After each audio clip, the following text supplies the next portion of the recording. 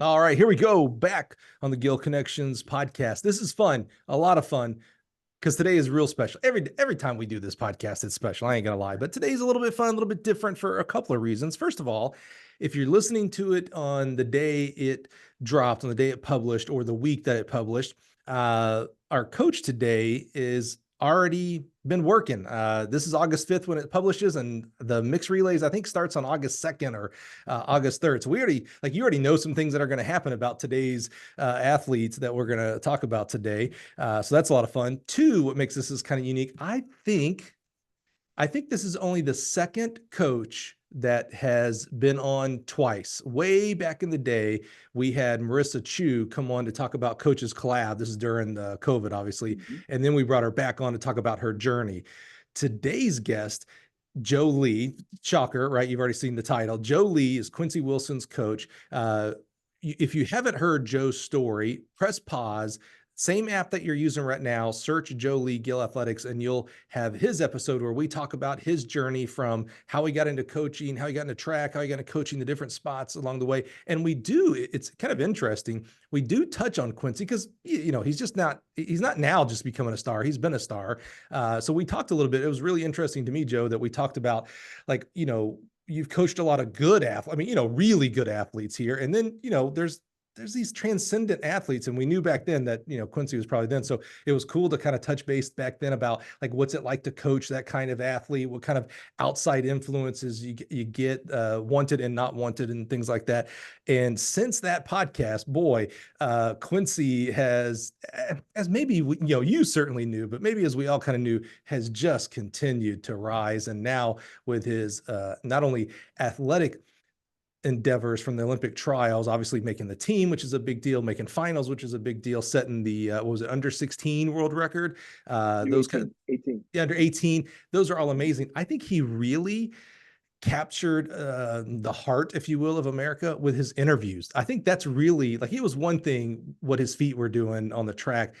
His heart and soul when it came to the interviews, I think people were just like, oh my gosh, like, this is a good kid. Like, oh yeah, he's awesome, but he's a good kid. Like, it's quite amazing. So this will be a lot of fun. What we did today is I went out to, where I live on social media, right? So I went out to Twitter, went out to Facebook, and said, hey, we're going to have Quincy's coach here. We're going to do a Q&A. I probably have zero questions to ask today because I got so many from Twitter and Facebook. And so we've kind of put them in a little bit of an order. And I think we're just going to go through and have some fun and just kind of answer questions. We'll tell you who, if you participated, we'll tell you who the tweet or the Facebook post was from. And then we'll kind of just go from there. Joe, does that sound fair to you? Yeah, Mike, it sounds great. First of all, it's great to be back with you. And, you're my guy. So I am excited to finally be back with you. And I just need to figure out an excuse or a reason to come on a third time so I can make history and beat Coach Chu, who's an amazing person anyway. But I just got to figure out an excuse. Maybe I can go and, like, I don't know, shine your discus behind you. When it's more than one, is it this guy? Yeah, that's a big argument around here. Discuses, this guy. No, these are things that we talk about here. Hey, well, let's get it on wax right here, right now. How about this? Let's make history. Let's make it three. We'll set it in a row. Let's make it three. Let's have you, and we'll talk to Quincy, maybe Quincy as well. But how about post-Olympics? I think a lot of people would like to know, what's the Olympic experience like? It's one thing to hear it from a 25 to 30-year-old professional who's been to Monaco and the Paris DL and things like that. How about a high school kid who, I loved his interview, doesn't even know when he's going to get his driver's license, by the way, because he's so busy with these things. How does a kid who doesn't even have his driver's license, what's that experience look like? What's that experience look like from the coaching lens? Maybe, how about that? How about we come back and we wrap things up. I don't even say wrap it up because, we got a long career here with him and with you. But we come back and we learn about the Olympic experience. How's that sound? Yeah, man. If we can work that out, I'd love to do it. We'll do it. It's crazy because he's at the ripe old age of 16. He's just getting started. It's amazing. It is awesome. It is awesome. Are you going? Yeah. Okay, good. Are you going? Nah, man. Dude, what are you doing, man? It's too far. It's too far. It's too far. You got these things on the heard. They're called airplanes, man. I'm sure you have a G5 or something at your disposal. Yeah, not at all. If the only, no, I was going to make a really bad joke about that song G6 and G5. I'm not even going to go there. Let's hop right into it, Joe, because they're not here to listen to me. Let's do it. So, got a lot of great questions and feedback. Appreciate everybody's participation here through Twitter and Facebook. We're going to go like in a little bit of order here. So, I kind of want to just start right off the bat. You know, one of the questions, one of the thoughts that we get when you hear about a kid like Quincy and what he's running, he's, he's transcendent and he's doing things that, literally no one has done. So there's a lot of questions about, well, he's a sophomore, just finished his sophomore year. Is he coming back to school? Is he going to go pro? There's this whole, there's New Balance, which we're going to talk a little bit about, the NIL type things like that. So right off the bat, Jimmy Dean over on Twitter asked, I love it. On one hand, there's a little bit of chutzpah for asking this question because it's like, well, it's not your business. You'll know when the press release comes out. But Jimmy just comes straight out and says that, hey, man, ask Joe, when is it? Well, actually, he says, ask Joe, when is he going pro? Maybe he meant you. I don't know. But I think he meant me. I assume he meant Quincy. Well, listen, with a name like Jimmy Dean, he probably knows that I'm going pro in something non-athletic. So, but no, I'm sure he means Quincy. When is he going pro? I mean, that's up to him. And right now he's in high school, he's having fun. So, if it ain't broke, don't fix it kind of deal. He's definitely coming back to high school. So you can break that news if you will. People are talking about it. His mom jumped on social media. We try not to respond on social media, but that one she did respond like, no, he's going back to high school because people talk about, well, now that he's pro, no, he's just running against pro athletes. There is a difference. I believe he has a pro mindset. He's because he's going in and he's not intimidated or afraid one bit because it's just competition with him. Mm-hmm. He's lining up and lacing his shoes up just like everyone else, as we've heard him say, and he's going out there being the fiercest competitor he can be. It's almost like if you're at the basketball court and you see some guys playing ball and you see the young guy coming through and he's giving everything he handed to hang on the court with the big dogs. So yep. He's not going pro, and eventually, if he chooses to go pro, because it's not, it's not. It doesn't go without saying that he could choose a different career. I mean, he's so smart and he's so talented. I mean, he's so contagious with just his personality and his leadership. I mean, he could be CEO of a company. He could start his own company. He could, go into whatever he wanted to do. The sky's the limit for that young man. And, but right now we're having fun as a high school athlete, going into places that people didn't think we would be, but here we are. That leads me to this next question here. I'm going to read the question and then focus the question. So DRH Track Observer says, and this is a question we're not going to answer. Who is paying his tuition and other expenses at your school? That's not any of our business. I'm Mr. D or Mr. and Mrs. I can answer it. I'll answer it.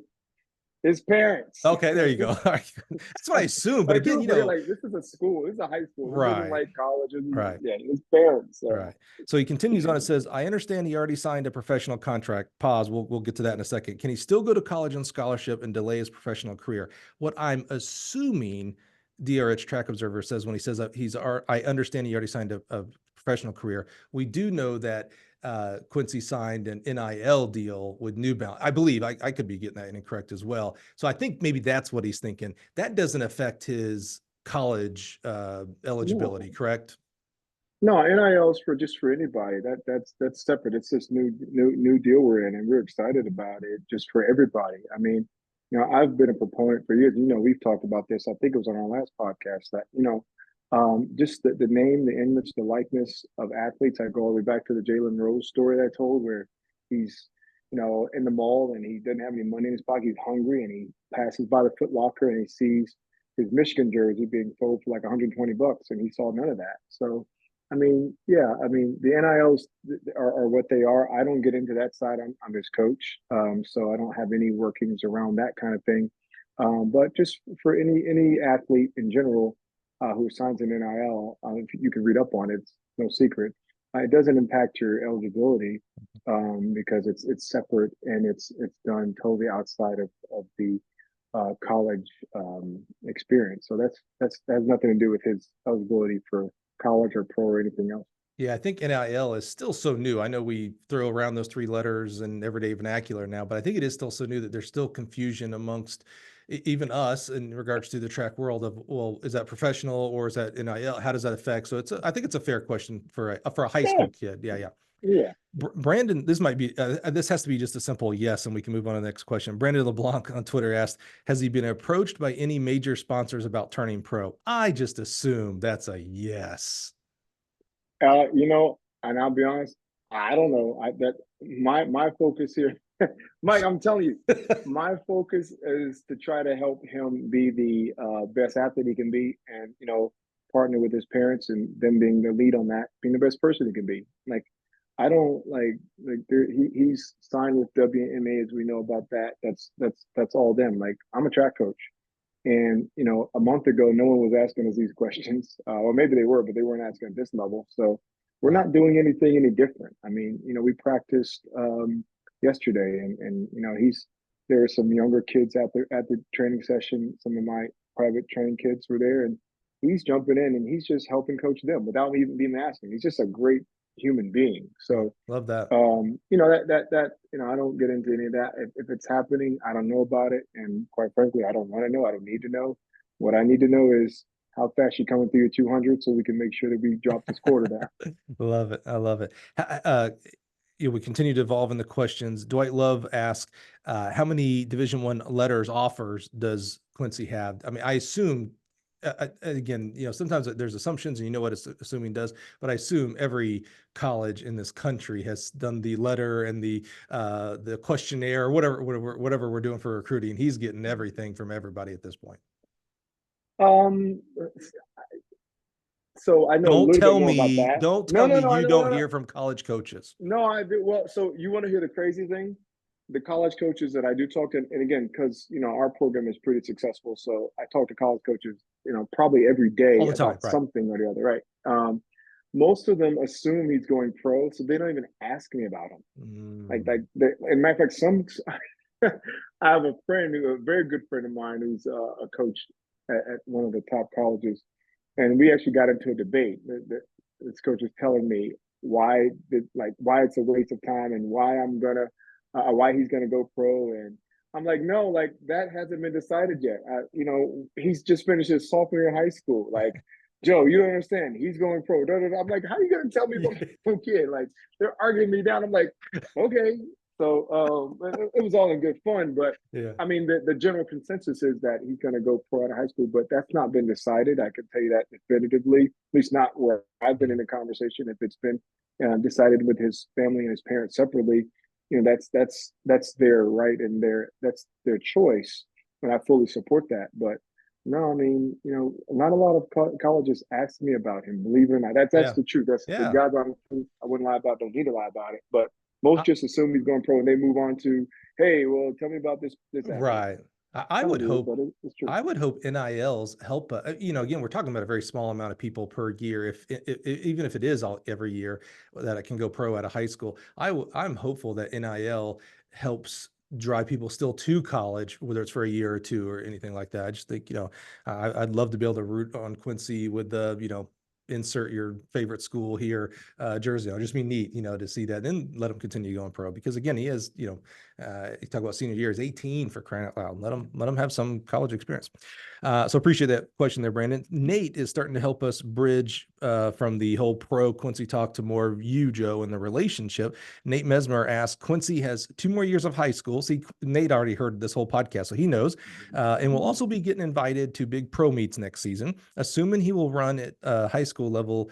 Assuming he will run less at the high school level, even if he doesn't go pro. Curious Joe's thoughts on that balance. Also, congrats. Hope he stays with his coach for years to come, if that's best. So I think the question here, Nate, is asking here is, how do you balance if he is going to be invited to more bigger pro invitationals for these next 2 years? How do you balance there's still a job to get done at the high school level?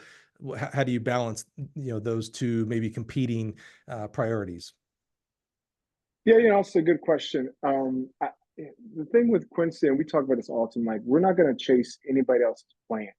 Like, we've done well thus far doing it like our way, and if it's not broke, don't fix it, right? So people have different, opinions. People have different opportunities and all those kind of things. But like, We literally just had this conversation a week ago. Like, like let's stick to what we do and let's stick to our plan because, it kind of works, right? So it doesn't mean that we don't look at other opportunities, whether it be, hey, go to this meet or that meet, but let's make sure we keep the main thing the main thing. He's a very much a team guy. So people don't realize this about him. Like he's not a me first or me centered individual. That starts again back with his parents, and their family is very tight knit. Mom, dad, and sister, and grandparents, the whole nine. So like he loves being on a team with what he calls his brothers and his sisters, and there's a joy. I literally watch him being at track meets, like pausing his warm up to cheer on his teammates on the track at nationals or something like that. So I think there's something to be said about that. And when we get into this whole pro thing, like that's what we want, right? Or when I say we, I'm talking about the fans, the outside. We want how far can he go if he does this? How far can he go to that? There's some things you can't put a price tag or a limitation on. And I would say this, and I don't know how you feel about it, Mike, but a lot of that happens when you're doing things with your peers or your high school teammates or your friends, and you only get one opportunity. Right. So I don't believe in rushing anybody through that. Let them enjoy it. The money will always be there. The opportunities will always be there. If it's something that's meant to be, but enjoy what you're doing now because really you only get one shot at it. And I love the fact that that's how he's wired and centered. Yeah. Doesn't mean we won't run a few pro races. That doesn't mean that, but we're not chasing that. He's not a clout chaser. Right. Neither am I, or nor is the way we develop our program. We're just going to grind, work at it, and then we'll look at the opportunities that are before us, and we'll choose the best ones for him, not for what somebody else says are the best ones. It's the ones that work with our plan. I love hearing that team first attitude with him. I got to see that evidence. The body, I watched his body language more than the performance at this year's Penn Relays. For you guys that weren't at Penn Relays this year, in the 4x4 and the qualifying and the final, there was a bump at his exchange where he was getting the baton. There was a bump both times. It's crazy that it happened 2 times. I mean, it's crazy. It happens once and it happens twice. Yeah. The baton drops right as he's getting the baton. So he's, he goes, and this is killer time. This is Penn Relays. This ain't him just smoking everybody. There's a lot of good kids there. And so the baton drops. So he goes from, I can't remember what place you guys were in, but a good position to 20, 30 meters behind automatically because of the baton drop. And each time there was no, like I said, I watched his bike, picking up the baton, then obviously his running. And then after, I really focused on the after, like there was no I'll just say it, pissed offness. There was no shunning of teammates. Like, what are you guys doing to me? And then it happened again in the finals, which then you could really be like, what the heck is going on here, guys? No, it was, all right, well, that's what we had to do. And that's what I did. And I rose to the challenge. I mean, it was cool to see that. And so it's awesome to hear that coming together as well. That paints a great picture of Quincy, the person, not just Quincy, the 44 point. That's, we get caught up in people's roles and we forget that this is a human, an individual, a 16-year-old kid. So I love hearing that. So let me jump in and let me give you the insight on. I don't think I ever shared the story, like what actually happened. Yeah. So please. Because you're Mike C, you get the exclusive, right? So the plan at Penn Relays was to go in there and for him to run 47. We're going to cruise a 47. It sounds crazy. I know some of us, that's like our PRs, but you're going to cruise a 47. That was the plan. So our first leg, Alex, he's 6'2", and they actually added an additional team to the heat, which made it even more cumbersome. So Penn Relays is waterfall start. You have like a ton of teams. You're breaking for line, and they added a team which didn't help with the traffic. He gets clipped, hits the ground, stick flies somewhere. He has to, first of all, I want to shout him out because he has to get his wherewithal, figure out where he is, find the stick, get back up, re-accelerate, and get back in the race. We were at that point in time, somewhere middle of the pack, we were dead last when he gets the stick. So at that point, I happened to be at the finish line, and he looked at me, and I looked back at him, and I gave him the signal that we have, like, go let it loose. Go for it. Yeah, exactly. So, and he knows what it is, and he just nodded his head. I didn't have to say a word to him. Oh, that's cool. So by the time, because again, we tried to prepare for anything. We didn't know that would happen, but we were ready. and I literally didn't have to say a word. So we're climbing back in. The guys are fighting. I mean, fighting back into to get us into the race, and they did.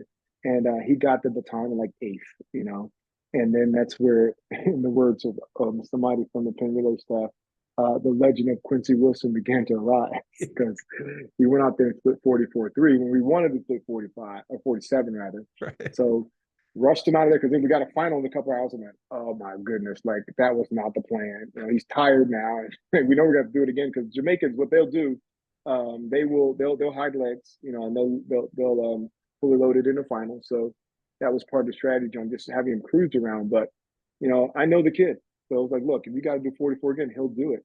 And same thing, actually, a similar thing happened. We got clipped, one of the Jamaican teams, a guy fell in front of our guy, and just our guy tumbled over him. We hit the ground again. So 2 times in one day was unfortunate, but same thing. He refused to quit. And I didn't have to give him the signal at that time, because it's the final. We already know what to do. And he came out there, split 44-6.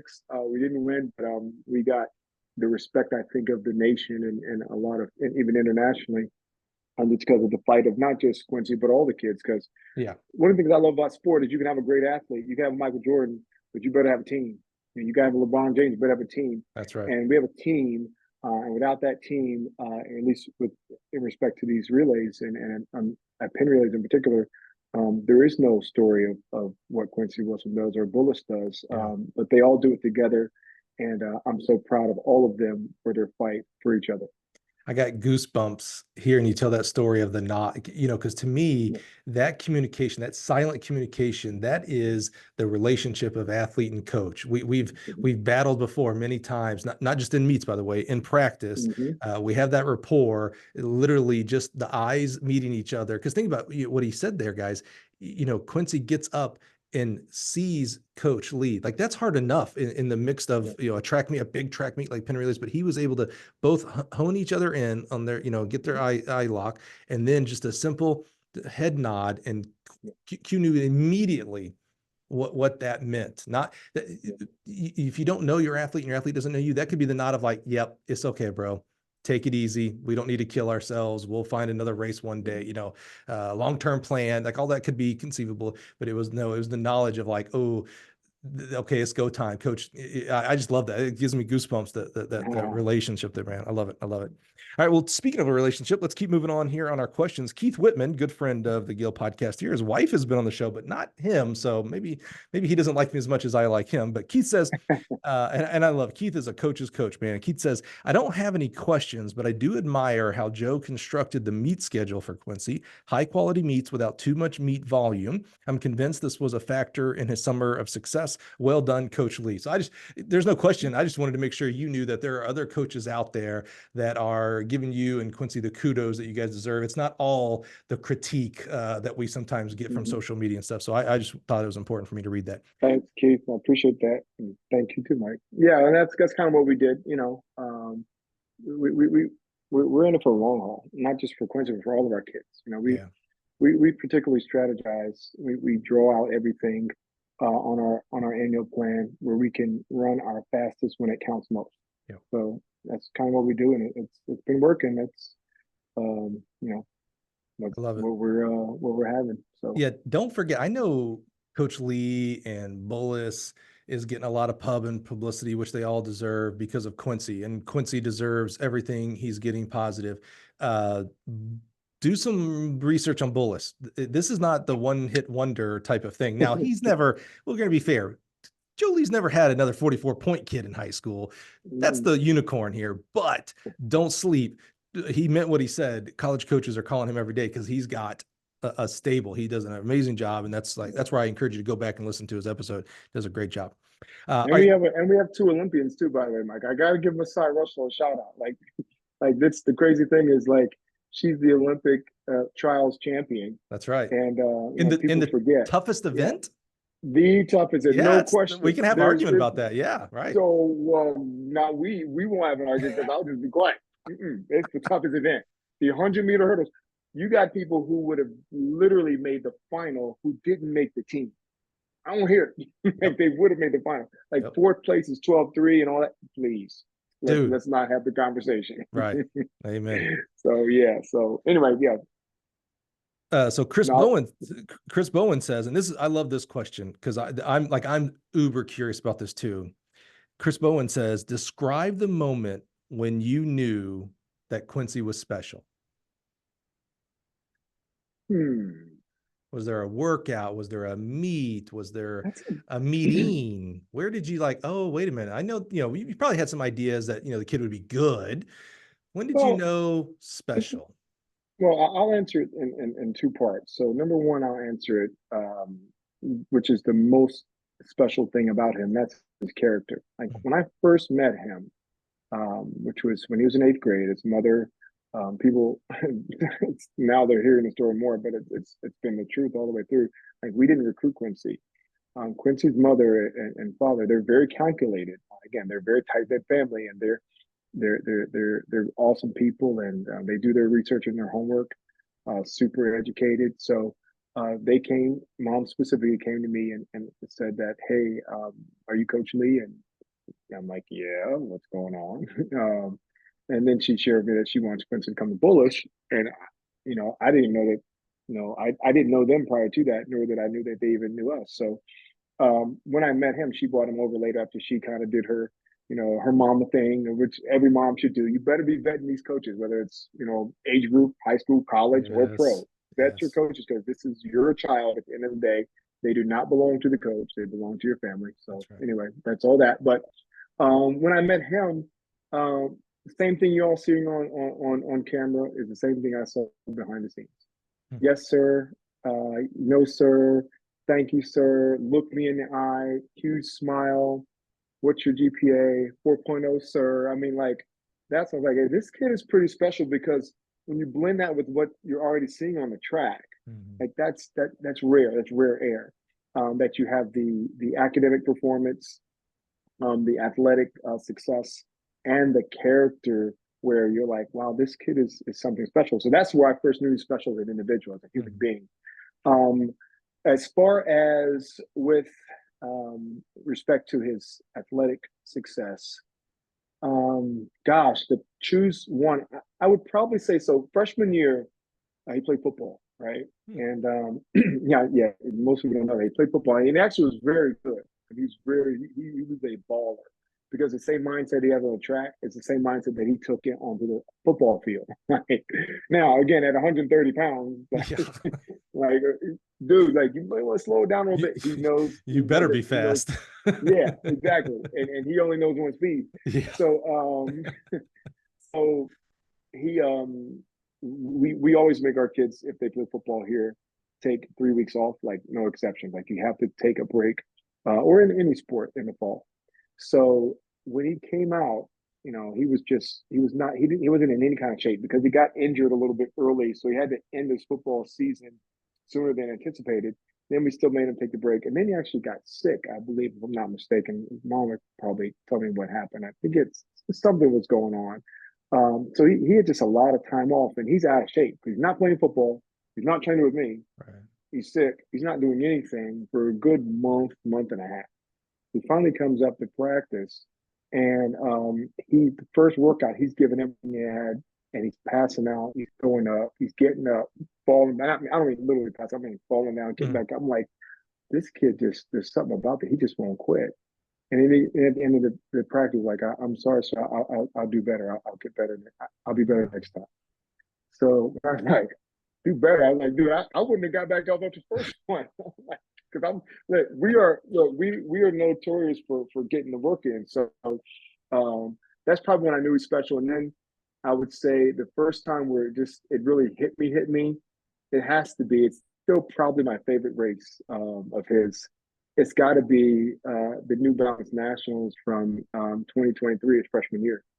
I mean, again, the guys who were supposed to win it, one guy was U.S. #3 all time. The other guy was like U.S. top 10 all time. And then there's this little freshman. And they go out there in that race, they're just going at it. These two heavyweights, boom, boom, boom. And then 20 meters behind, you see the little freshman. And then with about 150 meters to go, the little freshman starts to close the gap a little bit. And it was like, oh, that's nice. That's cute. He's going to be, he's going to be in the frame, right? Because he wasn't in the frame before then. And before you know it, this little joker starts to close with 100 meters to go. And the crowd goes berserk. Wow. And I'm going berserk too. I'm like, oh my God, come on, come on, come on. And by the time he gets on the straightaway, everybody's losing their mind. And he is running past these dudes, crosses the finish line. They have, which one I love a ton of things about New Balance.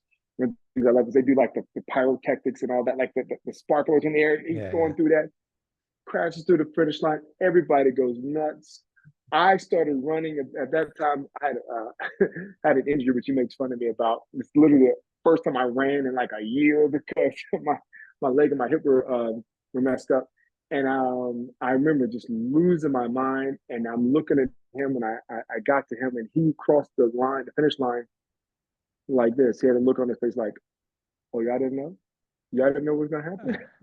He wasn't like, "Oh my gosh, I won! I can." He's like, look, he had this look like, yeah, no, this is, I'm here. And that's what I knew was special competitively. But the other two matter just as much in my world, and we're having a great time.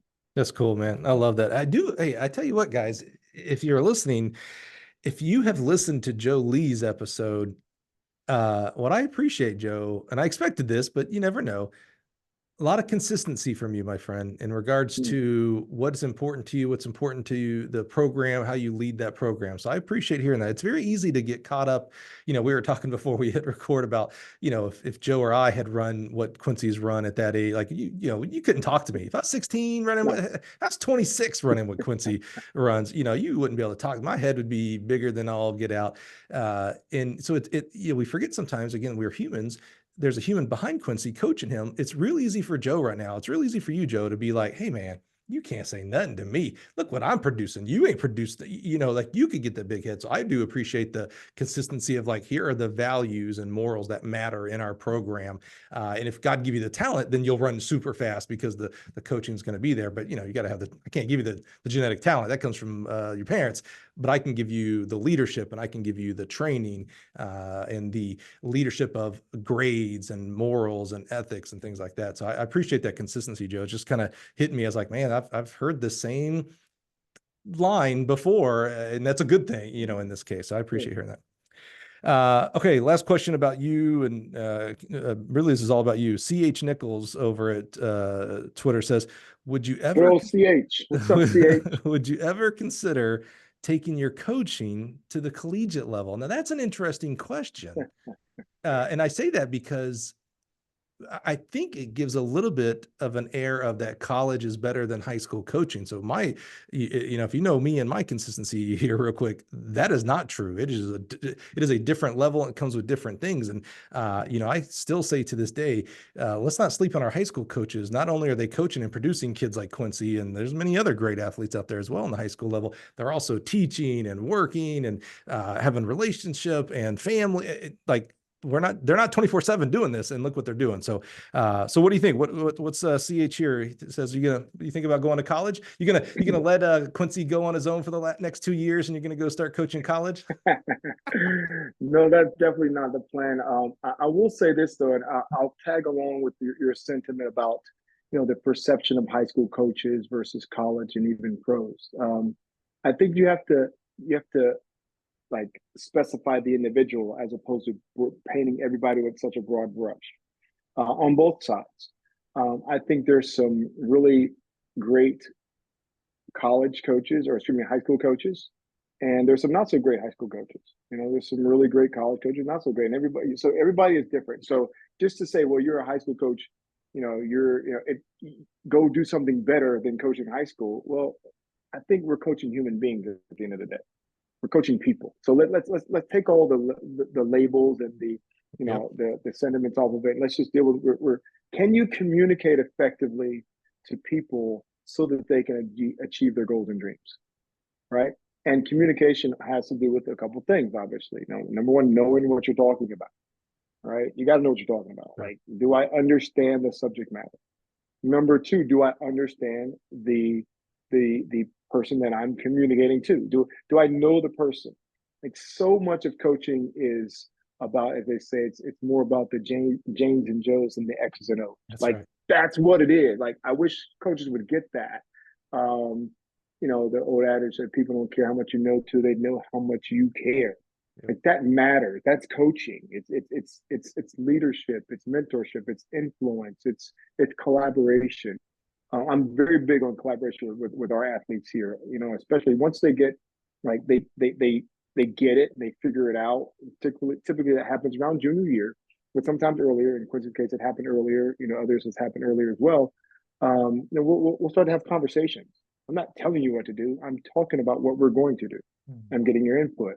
The whole notion that high school is a level down. Well, it depends on who you are and how you move.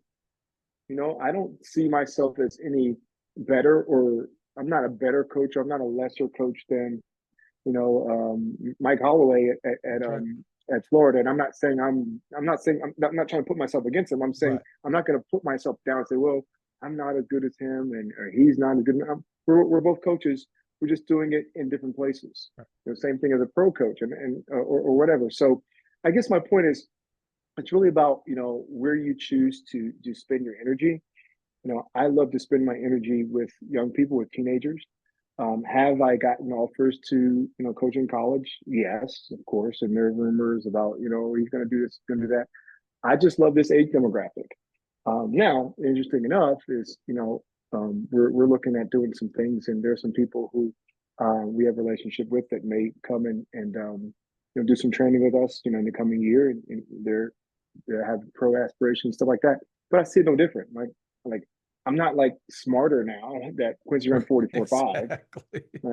Or maybe I'm dumber. I don't know. But the bottom line is it's just people are noticing like, oh wow, this can happen at this level just as well as it can happen at the next level. Right. Again, yes. Have I coached 44.5 athletes before? No. But I tell you what I have. I've coached athletes like Morgan Rothwell, who went 60 point as a ninth grader, who's now running 53 as a junior. Mm-hmm. So it's about progression. Can you help develop talent, or do you just manage it? And if you manage talent, I don't care if you're a college coach, a high school coach, or a pro, I think you're limiting your ability to make an impact and that athlete's ability to get their job done. Yep. So it's our job as coaches holistically, wherever you are, give everything you have.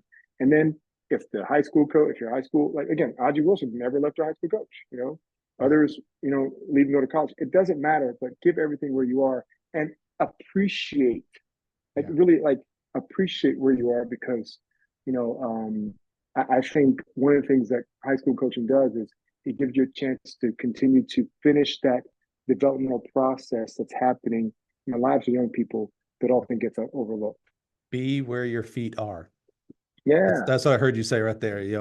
Appreciate what you're doing. And again, maybe society says if you're a college coach, you're air quotes a better person than a high school coach. I think it's malarkey, because again, from 14 to 22 years old, that's what we're dealing with, high school and college primarily. You are positively affecting young people, and 99% of them now. Joe's got one of the 1%ers here, the 1% of the 1%ers that will go on to college and probably go on pro. But the vast majority of kids we're coaching aren't, but they are all going to go become moms and dads and business owners and teachers and coaches. And that is the impact that you guys and gals out there are making. So I appreciate that. That was a really good question that led to an awesome answer. I appreciate that, Joe. All right. I couldn't tell from this next individual's question if you know her or not, but she is a fellow George Mason alum. So I couldn't tell if y'all maybe were on the team. Sharon Allen, does that name ring a bell at all? Okay. I know Sharon Allen. So Sharon said, well, I'm a fellow George Mason alum. So she knew a little bit about Joe here. She says, Quincy is always race ready. We're going to start working on some of the mental side questions here. What mental work do you include in his daily preparation, and how important is the mental prep when developing an athlete at this young age and / level? So what mental work do you include in daily preparation, and how important is that mental prep for a kid like this? Well, it wasn't when I was at Howard. We had our coach who was there. Sharon and I didn't share this because we shared coaches at George Mason, but our coach used to say all the time, on track is 85% mental. And I was like, huh, what are you talking about? Like, this is physical, man. Come on, we're getting after it. We're just athletes and we got to have our bodies ready and, all this other kind of stuff. But I believe that now it may be more. It may be 90%. Mm. It's that kind of adage that, if you believe you can and you believe you can't, both of those are right. Right. Which one are you, Um, and so one of the things that one of the ways that I approach the sport is, I heard this quote. I feel like he's just full of quotes and stuff like that. I just love quotes, like, because they're kind of, you get capture them, in little sound bites. You take them with you and apply them to life. So I believe it was Kobe who said, good players want to be coached. Great players want to be told the truth. Right. So I tell them the truth. Quincy and I had training yesterday. I told him the truth about what I felt about the workout that we did 4 days ago. Okay. And because I told him the truth, I said, okay, now you know what I want. And he went out there, he killed it yesterday in practice, hitting our numbers and even exceeding some in some cases. So, and that's I believe that sets the stage, because if I can continue to prepare you, there's never pressure. We say that a lot. There's never pressure when you're prepared. But how can I prepare you if I don't tell you what you're really up against? Because if I hold back and I say, well, it's okay, and I tell my kids all the time, I was like, look, I got to tell you the truth now, so there's no culture shock when it gets there, or when you arrive. Yeah. I got to tell you, like they're coming to knock your heads off. So what are you going to do about it? Mm. So you're going to half drill, you're going to play around, you're going to be late, you're going to, give 3/4 effort. Okay, but I'm going to tell you, you can do that, because we don't run a dictatorship here at Bullis. Like, believe it or not, we joke around and have more fun than, I don't know a team that has more fun. I'm sure they're out there, but I only know my team. Still a lot of fun. When it's time to get after it, we get after it, and I tell them the truth. So if your reps are off, I'm going to tell you that. So you got to, now what you going to do with it? You've got to deal with it, and then I'll work with you in it. But at the end of the day, it's up to the athlete to say, am I going to face this, or am I going to run the opposite direction and pretend it doesn't exist? So when you talk about mental preparation and mindset, I believe that if you present the realities of the situation, and even sometimes like stare into it, like look at, like, don't like hide from it. Yeah, this is going to hurt. The 400, you're going to hurt. Let's admit that. But let's hold on. The whole thing doesn't hurt. So it's not, because people look at the core like, oh, it's going to hurt. It's going to. So I told them, like, this is going to hurt. This is going to suck. You're going to want to quit. But if you don't, what can happen? Mm-hmm. Now, do you want to be the one who runs away from that? Or do you want to run into the opportunity knowing that it's going to hurt, but you'll get something that most people will never achieve? Which one you want? All right, well, that's the one you choose, then let's go. So that's constant with us. Sometimes I'm not always saying it in those voice tones. Sometimes you have to be elevated, something quiet. Yeah. That's part of coaching, though. That I think develops mindsets in our kids. And if you see our boys and girls, again, our girls, we ran 3:32, broke the national record by 3 seconds, and it wasn't even our fully loaded A squad. Right. And we came in second to Mount Bird, and they did amazing. But like, we asked somebody to come in, 2 people to come in, okay, that weren't starters, so to speak. All right, they weren't blinking an eye, because they weren't scared, because we prepare in practice. All meets do is reveal what happens in practice. We know that. So mindset starts with conversations like that, with sharing the truth, and then what can we do about what we see. I appreciate you're in a very unique situation, one that you don't have a lot of peers to go bounce ideas off of, in regards to not just the, I'm training a 44 but I'm in high school coaching, this is a kind of a unique territory here. And, we all have our insecurities in different parts of our lives. I appreciate that you don't appear to be shrinking to imposter syndrome. And, you got this star athlete, and I could easily say, well, I don't want to lose them. That could leave you any minute, whether it's pro or another high school, et cetera. And so there's, a response could be, hey, what do you want to do today, Quincy? Let's make sure you stay happy. But I love how you still stay committed to, hey, to be the coach, I have to be truthful to you. And that means there's going to be times where the reps weren't good or what, and I have to be truthful to you so that you can lean into it. So I really appreciate hearing that. The other thing is, one of the most commented on scenes in the new Netflix series Sprint was Dennis, when he was talking to Sha'Carri, and he's like, "Hey, I got a question for you, and I don't want you to answer it. I want you to show me on the track." And he's like, "Who's the fastest?" And someone on social said, "Oh, it gave me goosebumps to see that behind it." Like, we never, unless you're Dennis or Sha'Carri, you don't ever see that. I just, when you were talking about, hey, I'm gonna look you in the eye and tell you, yeah, it's gonna hurt in the 400, and if you don't quit, what can happen? It kind of gave me goosebumps, and it just makes me think like, hey, Netflix, you got a pretty unique situation here. Kid's got 2 more years of high school. Maybe we need a high school version of this as well. Just saying. I'm just saying.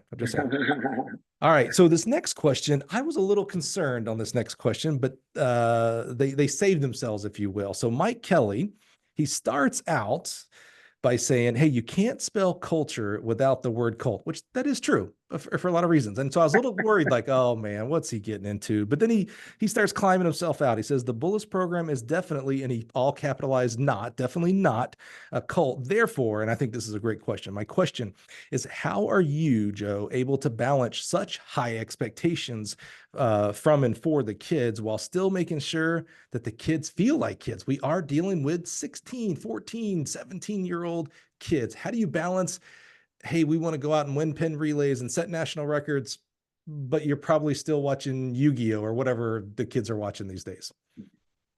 And I have no idea what they're watching. Every time I try to figure it out, it's just something even more weird. The anime stuff. I don't get that stuff at all. God bless Noah that he's embodied this thing in a lot of other sports. I have no understanding of it at all. So the funny thing is, we had a kid, Aiden McDuffie, who won the national championship in the 200. So they invited him and Noah to hang out. And I've known Noah for a while, since he was a kid. And anime, they had the nerdiest anime conversation in the history of life. I'm like, God, y'all stop. This is just, and they're like, yeah, and it's, who this is, I can't even name the names. Right. I don't know what they do, what they're talking about. But hey, it works for them. It works, and it's all good. See, I'm getting into that. I didn't remember the question. So how do you balance such high expectations for you in the program from and for the kids while still making sure the kids feel like kids? So how are you, setting these big goals, but yet they're still kids? How do you balance that? So I'll go in that Aiden example. I appreciate you recentering me. Some of my work peers say, I'll do the squirrel thing. Yeah, I'm with you. So when we were walking to the national final, walking towards the check-in area for the national final, and again, no one knew him. He wasn't on anybody's radar. It's probably one of the most proud accomplishments coaching-wise, I feel, that this kid came out of nowhere and he beat the big names and won a national title, and he'll go forever in history at our school and in high school track as, doing that from lane 9. So we're walking up to the stage and I'm like, okay, how can I continue to build, relationship with a kid who, I actually love like a son. And I was like, all right, let me just start talking anime. So I was like, all right, what's your favorite anime character? He's like, really, Coach Lee? You really want to know? I was like, yeah, come on, tell me.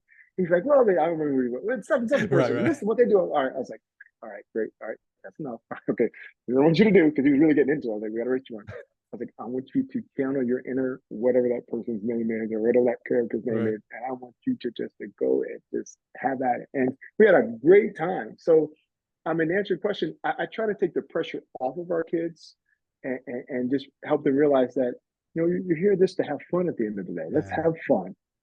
I probably take more of that pressure on myself than anything, because I'm very hard on myself, especially when an athlete want to achieve their goals. They're always theirs, they're not mine.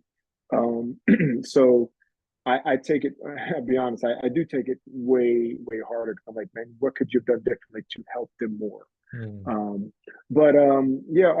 That's one thing. The other thing is, believe it or not, like all the expectations and the things that people have, like we really don't care. Like, we say anything that happens inside of this circle matters. Everything that happens outside this circle is just opinion. And people are well within their right to have their opinion. Like, you can have it. but you're outside the circle. Like inside the circle is what matters. In other words, like we can do something about it. So, all right, great. You didn't hit your number. You didn't run your PR today. You ran a second slower than you ran last week. I don't care what they say about it on social media, because that's an opinion. What we do in this circle, your coaches, your training partners, your teammates, your parents, like that, we can do something about it. And even in the parent piece, I got to be careful there. Like the parents at Bullis, one thing I love is they give the kids over to us and say, hey, we're up here in the stands, we're cheering, we'll have conversations we need to be, but they give us they entrust us with their kids so that we work those challenges out from our expertise and theirs, where we don't have to worry about, okay, now I gotta have another issue, another problem, because dad says it should be done this way, mom said it should be this way, and the kid says it should be done this way, and the coach said no, that stuff doesn't work. It adds more confusion and it hurts the kid at the end of the day. So our parents are really supportive in that, right, of letting go and letting us do our job. So when we do that, when we stay inside our circle, I'm very protective of that circle. Sometimes I'll be honest, there are times where I'll say get off social media. There were some times where even parents, I mean, there have been times where I know Quincy's parents have said get off social media.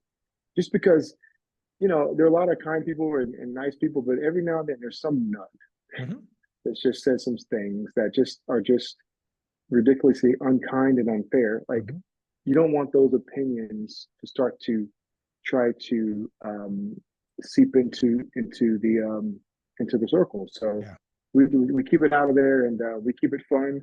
And at the end of the day, it's on me. I put it on me. If it doesn't go right, it's on me. If it does go right, shout you out. You did your job, and I'm proud of you. I love the example of getting to know the kids on their levels, talking about that anime stuff. Cause we do sound a little bit like two old men, because we're like, oh, it's anime. I don't even know the name of it. And I'm sure I pronounced Yu-Gi-Oh or whatever. I don't incorrectly. I don't know, but I do love that even though you don't know it or even care for it. Okay. I know he does. So I'll just ask him about it. And that kid, to your point, he's like, whoa, like, you really want to know? Like, only my friends, like no other adults or teachers ask me about this stuff. So I think, what the kids are into or what the kid's into. So you don't have to, it doesn't have to become your thing. I think you just have to ask questions. Oh, really? You like that? Why is that? Which one's your favorite? Why so? And that kid, like, you show you care for that. It's not just, oh, what are you running for me today? I care about you, the person. So I thought that was a really good example. Mike Kelly actually, he redeemed himself. So he actually got two questions in here. He says, this past winter, I watched Bullis attempt a 4x8 national record. And while I wish my 4x8 could run 750 indoors, it was obvious Bullis was disappointed. How do you temper expectations when things don't work out? And how do you use the bad days as a learning curve? Yeah, I don't believe you temper them. I believe you there's a model, one of my life models is expect the best, prepare for the worst, and accept what comes. Right. So, and accepting what comes, like if we set a goal and we don't achieve it, like deal with it. Let's talk about it. Let's unpack that. Like don't cover it up to the opposite effect. Let's unpack it. And let's talk about the whys and the whats and the hows. Because that's the only way you'll learn. Like I love the phrase, you win and you learn, you never lose. So we're learning, but I'm not gonna lean away from it because I'm afraid of what it's gonna tell me. I'm going to lean into it because again, whatever it is that you're doing, whatever failure, quote unquote, and I don't believe in the word failure, or you can consider yourself failing forward, I guess is the way some people put it. Whatever, there are lessons in there. Like lean into it and find them. Because if you don't, you're bound to repeat the same things or the same mistakes. So when we did that, we wanted to break the national record. Now, my distance coach, Sarah, was like, Coach Lee, can you not say that stuff to the press? I'm like, my bad. They asked me. And yeah, I believe we can break the national record. And I'm going to say it on record again. She's going to get mad at me. I believe we can break it again next year. And Quincy proved it because again, he didn't run his best race. We talked about it on that particular day, but then he went outdoors and ran 150. Conservatively. I will tell you, he can run a lot faster, in my opinion. I guess then 150. So like, yeah, we can break the 4x8 record, I believe. Now, are we gonna? I'm not calling it like Babe Ruth pointing to the stands, but I'm saying I think we can. And if that's something that we're gonna go after, if we're gonna say we're gonna do it, what I try to get our athletes to understand is this: like, don't be afraid of the numbers. Number one, okay, and don't be afraid to say what you really want. If you really want it, and and you really give your everything into it, like again, we ran 332. The boys ran 309. Like we didn't. Well, the boys came in first. The girls came in second. We didn't lose. Like, don't be afraid of that. So just lean into it, learn the lessons, and forget the details. That kind of thing. So yeah, our culture is a little different in that we're not afraid to go after it. We're not afraid to miss the mark, but we're also not afraid to look at what we missed in the process and go figure it out and get it better the next go round. I love that. I love that. Ben Nicholas, podcast alum, asked, do you ever feel pressure knowing that you have this once in a lifetime athlete who is still a child in your care? And if so, how do you handle that pressure?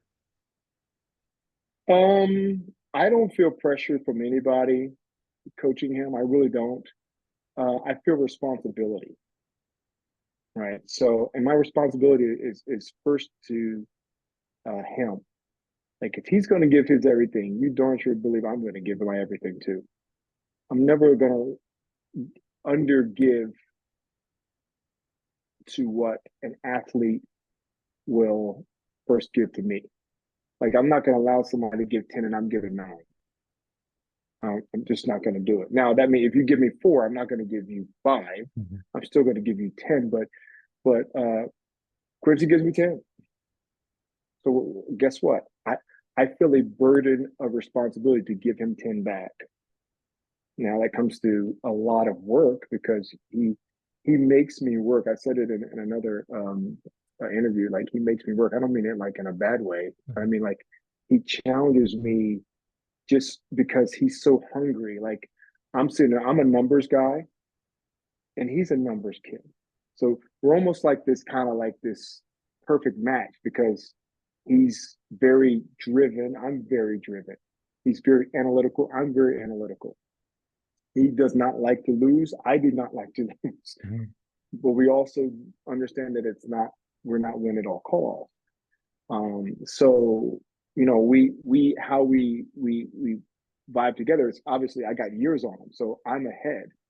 So I have to lead him, and I have to also lead him in places that will avoid the mistakes that I've made when I was his age, and 10 years, 20 years down the road or whatever. So I feel responsibility. I don't feel pressure at all. I feel responsibility to give him my everything.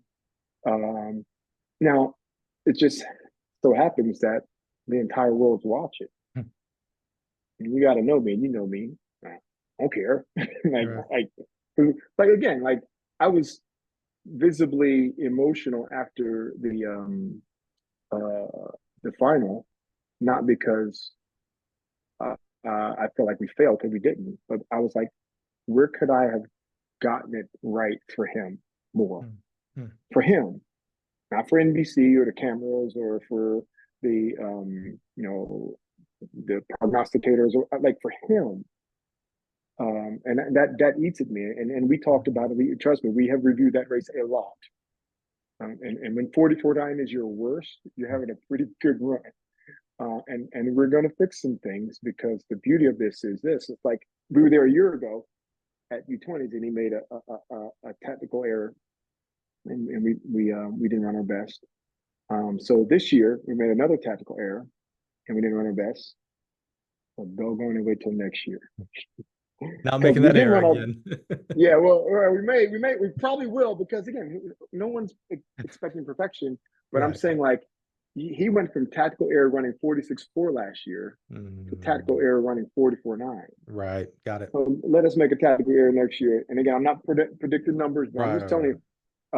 We're and again, we're not even through this season yet, but it's all about the development and the progression. And again, I feel responsibility to him and all of my athletes to give my very best, because if I don't, I feel like I'm cheating them, and they don't deserve that because they're they're too great of people for that. I love it. All right, we're going to get into something that we don't ever get into here in the podcast. Out of all, 300-400 podcasts, what you guys don't see before we hit record is one of the things I talk with and get agreements with each one of our guests is like, hey, we're not going to talk about X's and O's. I haven't coached in nearly 20 years. That's how old I am. So it'd be a little inauthentic for me. Plus, that's just not our style. There's other great, amazing podcasts and clinics and stuff to go over that kind of stuff. But we had a lot of questions about training, and so we're going to ask them. And so you get to talk however much and deep and not deep that you want to talk about. What secrets you have and don't have, and what's trade secret. That's all on you. You'll get to share with us here. So our first question comes from mutual friend and Gill podcast alum here, Coach Quinn, Coach Pack. I'm surprised he didn't ask a fly fishing question. So I was real proud of him for that. But he asked, how do you develop depth and range in a small to mid-sized program? So we're kind of taking it away from Quincy here a little bit and just talking about the program in general. How do you develop such depth and range in that program you got there? I would probably go back to the word we used earlier, and that's culture. And within the culture, it's mindset. Like we try to develop, and it's interesting because we have these super smart kids. Like our kids are brainiacs. Like don't get it twisted. Like these are smart kids, and people, if anyone thinks that, oh, they just let anybody in the Bullis who's fast, like, oh no, you don't understand Bullis. Trust me, if I got every kid in the Bullis that I wanted to get in, we're having a very different conversation. Trust me, and I mean that in all good ways. So when you have super kind and super smart kids, sometimes the kindness bleeds over and it doesn't lend itself to tenacity. Mm-hmm. So the culture and the mindset is like, we're going to give our everything, and that's the expectation or the standard that we're going to work from, and it's okay to be scared. Like don't like. Let's admit it. Okay, we're scared. I'm afraid that this workout is going to hurt. I'm afraid that this workout is going to expose my weaknesses. Like that's okay, but we're going to do it, and we're going to do it together. And we're all in. Now, who's with me? And the freshman who's shaking like, oh my gosh, we have this 500-meter hill loop that we run in the fall, which we're in the bus at Nationals. I was like, hey guys, great news. What? I was like, hey, it's 9 more weeks to the loop. They're like, Coach Lee, you just ruined our eye off of a fun trip. But that freshman who's shaking in their boots, like I've never done this before, they can look to a junior who's been there and say, don't worry, we got you. Come on. And literally the culture is again, your team, your kids determine culture. The leader just monitors it, right? That's what the leader does. The leader will is almost, I think Jack Welch said this. He's like, you're the chief culture officer, mm-hmm. You're the CCO, right? So it's my job is to monitor and to make sure that culture is intact. But the one to carry it out, that's your team, mm-hmm. Whether it be your track team or whether it be your marketing team, your division, whatever it is, it plays itself out in life just as well. That's why I love sport. Sport is a microcosm of life. So workout wise and those kind of things, like that's what starts it when you're talking about, hey, how do they have an A and a B and a C and a D team? They just have 25 kids. Well, it's culture, it's mindset, and when you get enough people to buy in, when there's an outlier, it shows itself, and it doesn't work very well. Mm-hmm. And then I'm kind of stubborn too. I'm like, yeah. Then I come in, and then they always say, the older ones say, Coach Lee, if that would have been me freshman year, I'm like, of course, right. We all have our own memories, right? But the cool thing is they're really speaking to the culture. They're like, no, that's not okay, Coach. That's right. And then eventually the freshman gets it, and I have one freshman in particular I'm thinking about. I won't say their name, but they got it. They got it late, but they got it. And I can't wait till next year till I see this young person, because the culture and the mindset, it really shapes, the team. That's awesome. Warren, I believe it's pronounced Eure, E-U-R-E, asked, was making an attempt for the U.S. trials and or U20 planned going into the season? And what went into your decision? And then a separate question, what went into your decision to run him in the 800 this year? So start with, was it always in the cards this season? Like, hey, we're gunning for the trials? No, it wasn't. And here's why. Because again, we care about the individual. And I hope if anybody would to look at our program, you'll see that, that we care about these kids individually. And it matters not what your accolades are. Because again, they're at the end of the day, they're just numbers. 4459 is a number. 150 is a number, or 149 for Colin is a number. 5361 for Morgan is a number. 2322 for Sid is a, those are numbers that they don't define your person. Right. So I'm not going to chase numbers to justify or verify your worth. That's whack to me. Your worth is way bigger than a number associated with a clock. So with Quincy in particular, I meet with a lot of the families and parents individually about their goals and what they want to do, want to accomplish. And in talking to his family and him, I knew he could run that fast. But here's the genius of his parents.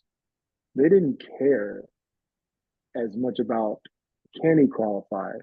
They cared about, is he prepared in other areas outside of athletics to go to that level that he's qualified for.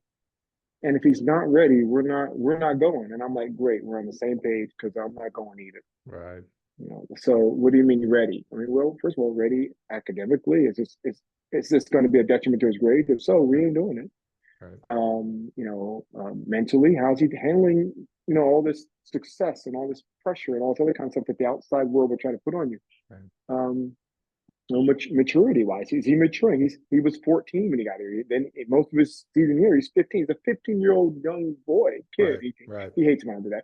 Young man, but there's a maturation. Like, let him grow. Let people grow up. Like we put all this pressure on these so-called childhood phenoms and stuff, and then we're all ready to point fingers at them when the pressure that we put on them a lot of times is what causes them to not achieve success, because they're trying to live up to your expectations. Well, that's not how we do it here, and it never will be. So was it it was a thought that could happen, but it wasn't something that we put on the radar because we didn't know. We didn't know that he would be ready for it. And we come to find out that he was ready, and he proved it time and time again. I'm talking about outside of athletics. And then when he hit the number, and we all agreed that he was ready, we're like, all right, well, let's go. That didn't happen until well into the season. We'll touch back on that again. Warren's second question was, and I found this fascinating as well, because, we hear a lot of times that, how hard it is to get a 100-meter kid to run in the 4x4 and a 400-meter kid, it's impossible to get him to run an 800 and all that. So Warren's second question was, what went into your decision to run him in the 800 this year? Well, it was our decision, actually. So one of the things we like to do, and we like to have fun. It's still sport, right? So I try to get kids, don't just get caught up and say, this is what I am. This is all I am. I'm just a hurdler. I'm just a short sprinter. I'm just a mid-distance runner. Right. Why? Have fun. Go out there and try some stuff. We have kids, believe it or not, doing a high jump. Long jump. Just having fun. Oh, that's so dangerous, coach. You can get, you know what? I get hurt walking across the street if I step off the curb. So please stop it. Right? It's still sport. They're still kids, and by the way, they're young. They bounce back pretty quickly. Right. Now, me on the other hand, I was just about to say, me and you.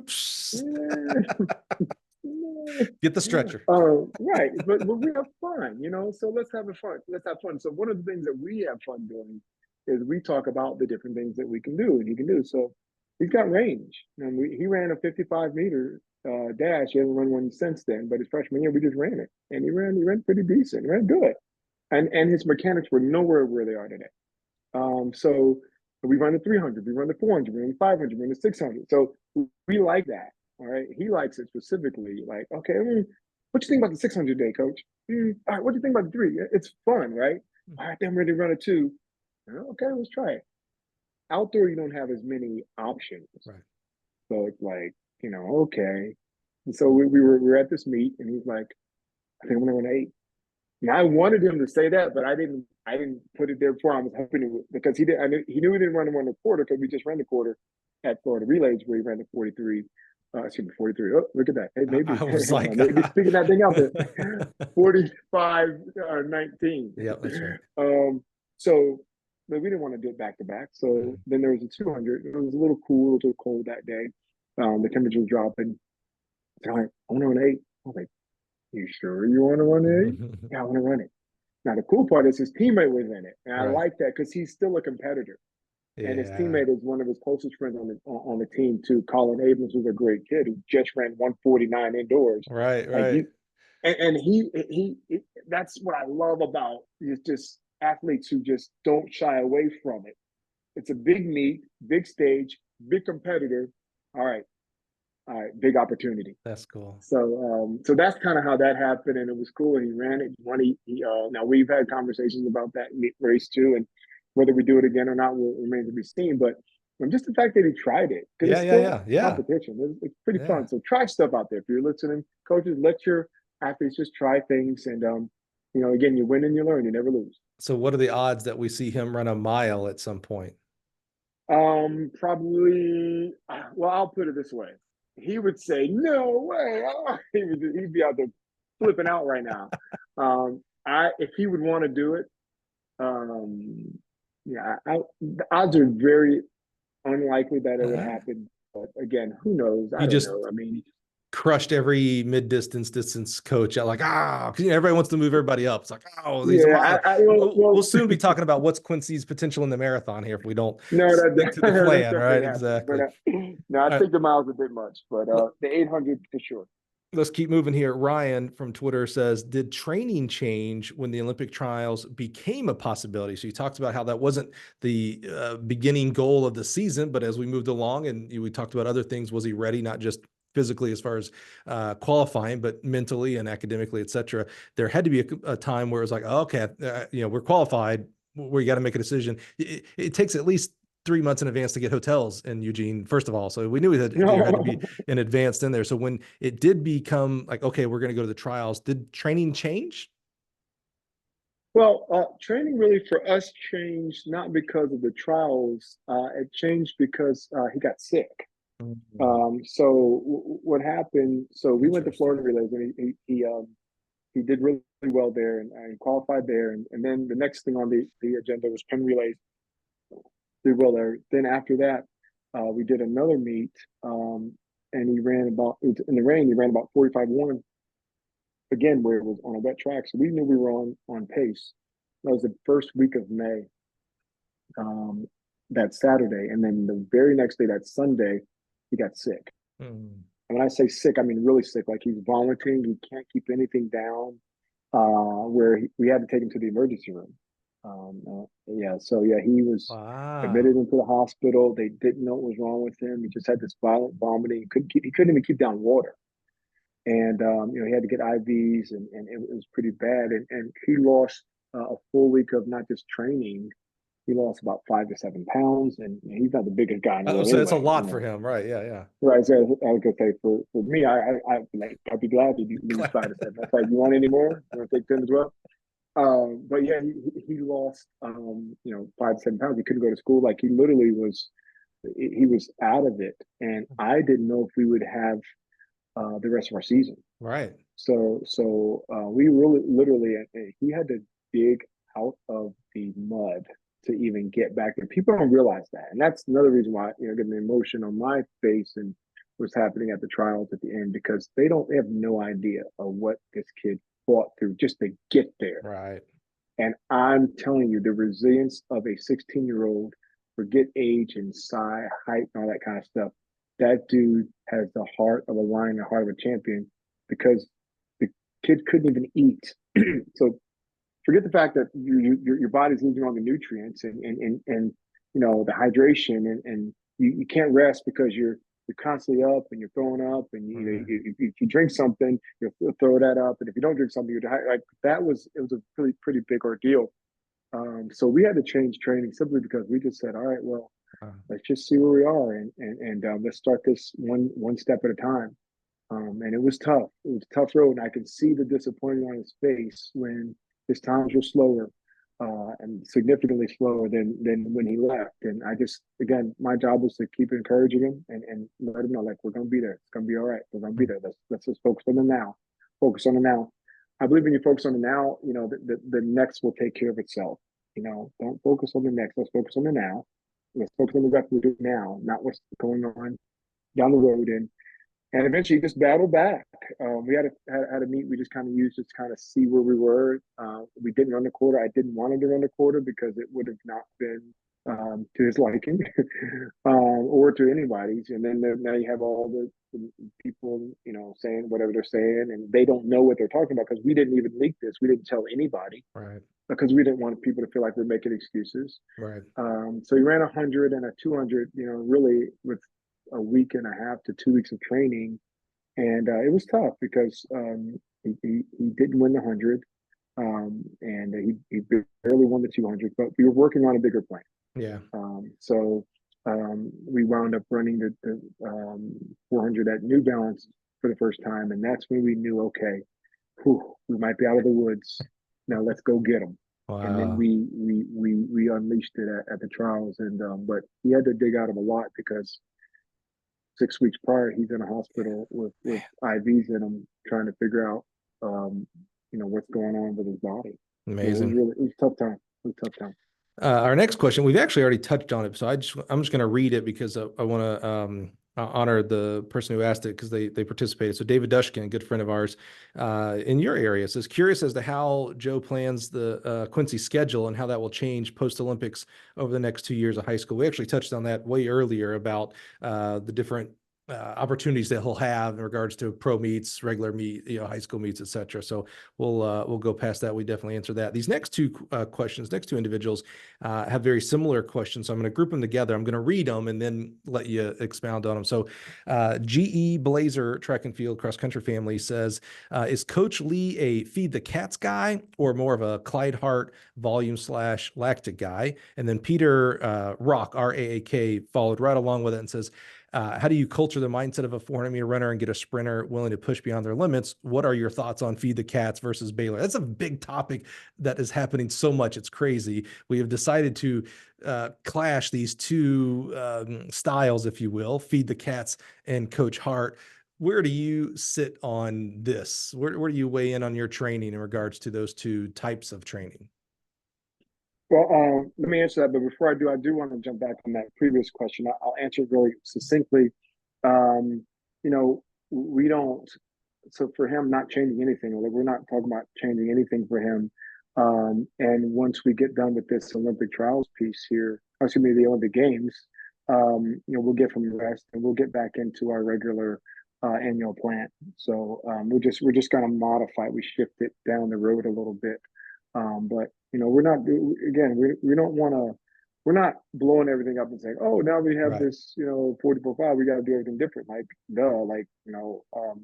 if it ain't broke, don't fix it. So, in terms of, our philosophy, and I say our because we're a collaborative coaching team. It's not the Joe Lee show and I'm the genius in the room. I actually do not believe I'm the smartest person in the room. Somebody once said, if you're the smartest person in the room, find a different room. Different room. In the wrong room. In the wrong room. I'm certainly not the smartest. So I collaborate with our coaching staff. Again, we have 12 highly intelligent people who are on our staff and who have specialties in different events and different skill sets. So we collaborate together to put the plan together. And, Coach Dave's a part of that, and Coach Derek. Coach O'Kinney, he's our strength and conditioning resident genius. I joke on him a lot because he was a decathlete at UPenn. So I'm like, yeah, you're clearly the smartest person in here, but you don't act like it. But then we go like the Penn relays. He's like, oh wait, I can't remember which. Should I turn left or turn right? Like, how can you graduate from UPenn, be in Philadelphia, and have no idea where we're going? Like, give me your degree. But no, we have a lot of fun too. But so we put the plan together. We're not like all or nothing. Like I'm always going to follow this, always going to follow that. We take pieces from here and there, and we just see what works. So I think people who try to do that, they try to emulate exactly what someone else does. Um, you're not just discrediting your the author of whatever it is, but you're really discrediting yourself. Like, you've got a lot in you as a coach, that from experience, from just observations, from things that you have seen and read. Like, don't throw all that out. Like, try some of it. Do we have a staple that we come from? Absolutely. We're very big on understanding speed and speed development, and how that translates across the gambit from the 100 all the way up to the mile. We understand speed and speed development are a big part of what we do, and the technical components that are there. But we're not just speed only. We're not just one way to do it. There are certain things that we'll place in there that will make it a successful experience for a certain kind of runner, because every quarter mile is not built the same. Every 200 runner is not built the same.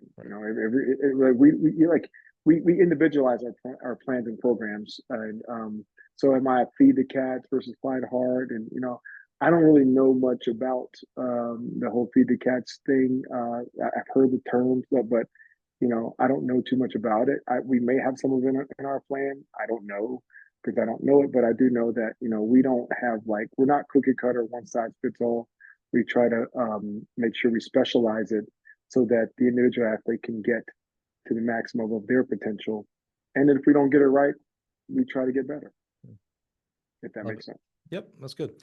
Again, two questions I'm going to kind of group together here. Coach Hugh says, what does a typical week of workouts look like? Not looking for exact details of each workout, but just a weekly format overview, i.e. your daily themes. And then Ken Stone asked very succinctly, Ken gets to the point, what's the hardest workout?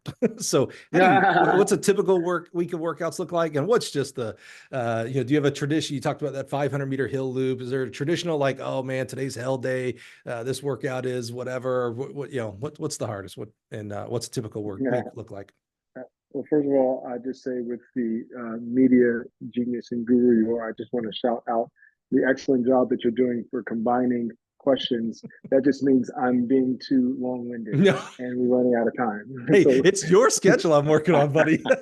No, I'm fine. I'm good. I'm good on time. I'm good. You are very media savvy now. When I got you back, several months ago, as one of the first ones. Now you have just a slew. You want to know how big Joe's gotten? I'm going to point this out. I had to work through Joe's director of ops to get this done. Now, I'm kidding, Joe. Well, I did. Remind me her name again. Candace. What was her name again? Connie. Connie, because I know you're listening. Thank you. Your communication was brilliant. I just really want to publicly shout out Connie and her communication with this.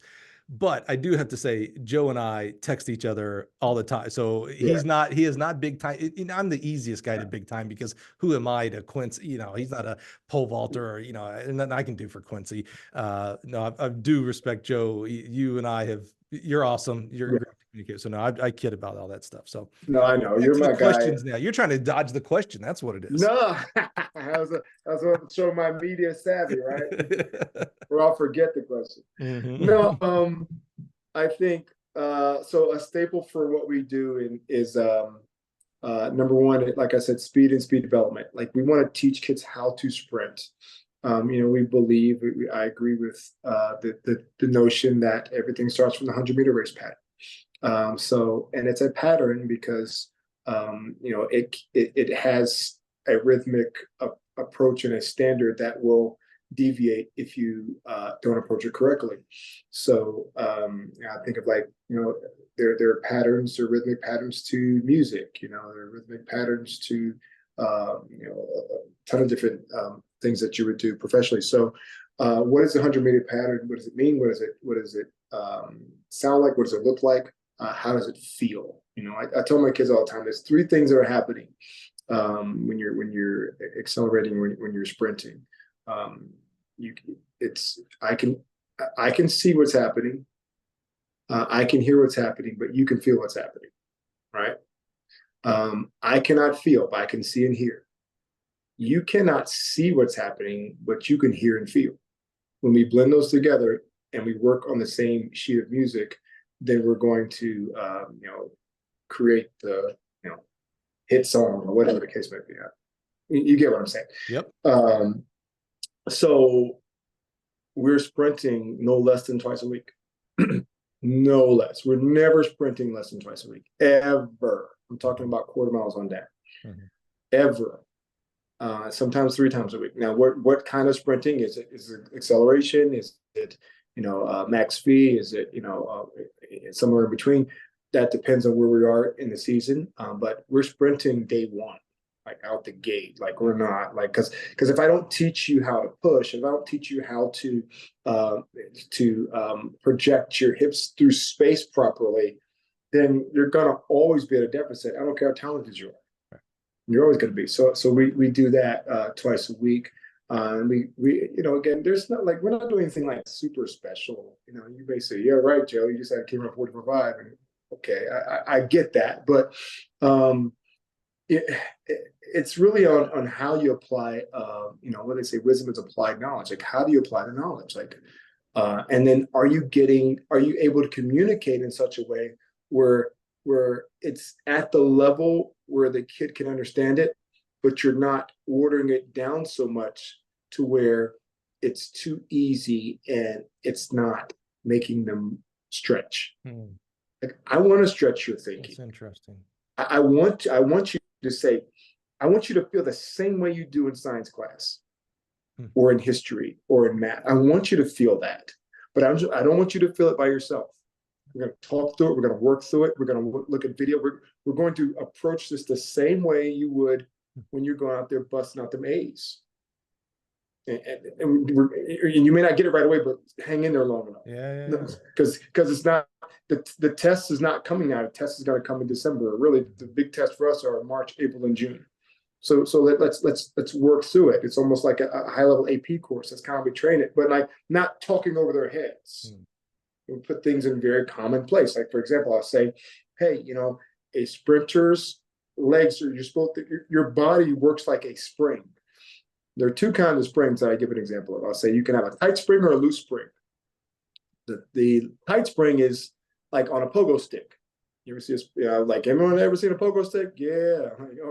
That spring is tight. And what happens when that tight spring hits the ground? Bang! You get, the reaction off the ground. It propels you, it projects you forward at a higher height or a higher distance. There's also a loose spring. You ever open up a ballpoint pen? That one right here. And it's the loose spring in here. There's a little loose spring. I can't even get the spring out. But that loose spring, what happens with it? Nothing much. Right? Well, do you want to be a tight spring or do you want to be a loose spring? I want to be a tight spring. Okay, well, here's how you do it. Yeah. You see what I'm saying? So just using different analogies like that. Again, that may not have been something that resonates with anybody. Like, that was the dumbest thing I heard. Fine. But I don't need everybody to get it. I need somebody to get it. And then I'll figure out something for somebody else. Yep. So, that's how we approach it. We don't overtrain. Believe it or not, we don't do a lot of over distance stuff. So we're probably not on the Clyde Hart stuff. Believe it or not, some of that stuff is also, it's kind of overly hyped, meaning, because I didn't train with Clyde Hart, but my college teammate did, and some of that stuff is like they're not really doing that. Or it may seem like they're volume. They're really not all the time, at least. But we're very low volume. We're quality over quantity. We did a workout just recently. It totaled 700 meters over the whole workout, and we're done. It was 300, and then it was 200, and we're done. But trust me, at the clip we did them, we got our work in. The hardest workout ever, you probably have to ask the kids that. There's one that they did at Quincy, actually. He was like, you're evil for that. Evil. And I personally think the hardest one we do is different than theirs. So they all have a different one. I think it was like 3, 2, 1, and then I think we went. maybe 3, 2, 3 or something like that. But, it may not have been that, because that's actually, it sounds like in my brain, that's a lot of volume for us. But we have a signature workout that we do that he's gonna hate that. And I told him I'm gonna get him, because sometimes when he's on interviews, he throws shots at me. Like, I know what he's saying, and I'm like, why'd you do that? He's like, because it was fun. So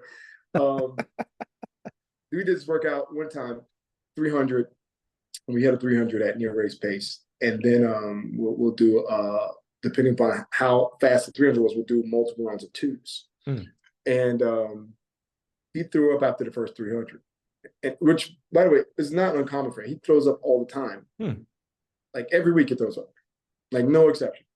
Why? It doesn't mean he has a weak stomach. No, it means he's giving everything. Like he's literally laying it on the line. So he threw up. And it was one of those days where he's like, sometimes he'll throw up and just keep going. Other times he'll throw up and he'll just like lie there.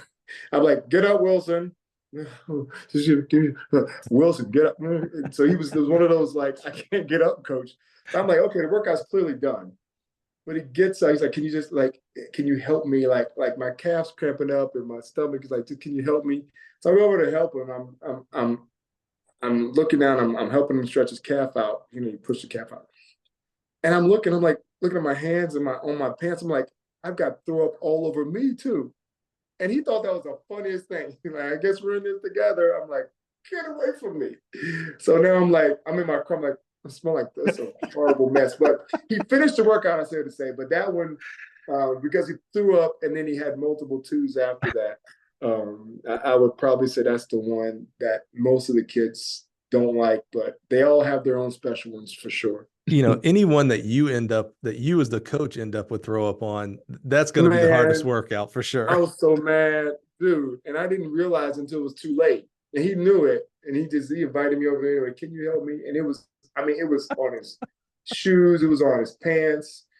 And then, of course, it was on whatever. But yeah. I love it. I love it. All right. Brad Lito says, precocious athletes often peak very early. Now, there's a whole discussion around that. Coach, do you accept this premise? And if so, are there any training ideas, protocols you might use to lengthen the upside path of such athletes? Well, I don't think we have to accept it. I think we've just proven that concept of peaking too early needs to be eradicated. Everybody, trust me, and my coaches get on me and my friends get on me like, you got to stop reading the internet. And I'm getting better, but I still read a lot. When I hear people saying, you're peaking him too early and, he's going to burn out and all this other kind of stuff, I'm like, all right, part of it fuels me. I'm like, all right, we're just going to prove ourselves right. I don't need to prove you wrong. We're going to prove ourselves right. And then when people are like, he's not going to be able to handle the rounds at the trials, I'm like, did you just see this kid just put 244 splits together at pin relays in 60-degree weather within 5 hours? Like, okay, a full day. You mean we get a day to recover? Day, right? And then there's one of them we have a day break in between. Oh, that's like Christmas to us.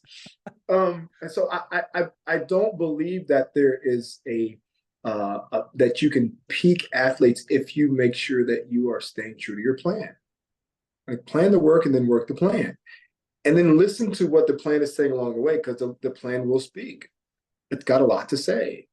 So I'm looking at the numbers. I'm looking at the results. I'm looking at what's happening, and just adjust accordingly. So I believe that you run fast, and then you run faster. I'm not going to slow it. Oh, you're running too fast now. No, but it starts with me. Like, I'm not going to say let's go out and run all out 200s in November. Then that's my fault. That's poor planning on my side. But if I'm running, let's just say we're running 5 200s in November at 85%, and they're running them, that translates to 21 flat. I'm not going to slow you down. I'm going to say, okay, guess what? You're on pace to run 21 flat. Do you want to run 20.8? You better believe I do, coach. All right, then let's save a 10th here or 2 tenths here. Like, I just believe we get too scared. Like, scared money don't make money. Yeah. Like, don't get scared of it. Don't be afraid of the numbers. listen to what the numbers say and then go after it. So no, and he proved it personally. I mean, we know we could have ran faster than 44.5. We know it. And we know where our mistakes were. We know where we're going to improve things. But no, if we would have taken that passive approach, or just, you can't peak too soon and all that kind of stuff. Like, no, we're running. Let's go. We're competing and we're planning for this. I believe when you do it that way, I believe that there are limits, that you don't set limits, and you never want to do that with athletes either. You don't tell them what they can't do. Always tell them what they can. I love that. Next question comes from good friend Amanda Hollis.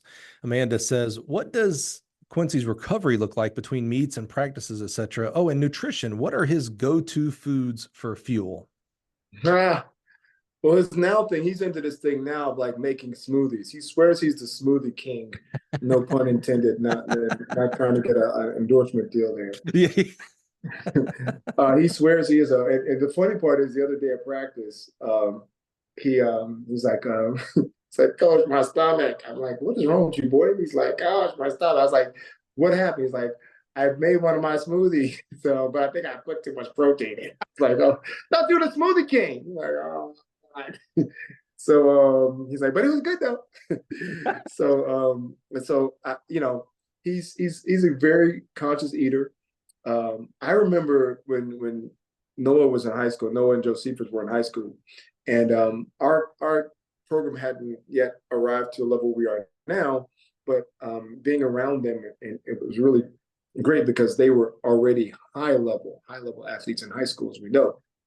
And there's an athlete on my team who was just talking about, yeah, after my race, I'm gonna go get some candy, and Noah yells, he's like, what? You can't do that. You could not put that in your body. Are you crazy? I didn't have to say a word. I was just sitting back like, oh, I'm loving this.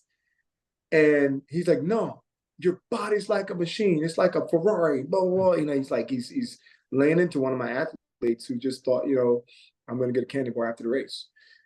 And that memory of that probably was, 10 years ago, or maybe not 10, maybe probably definitely 8 years ago.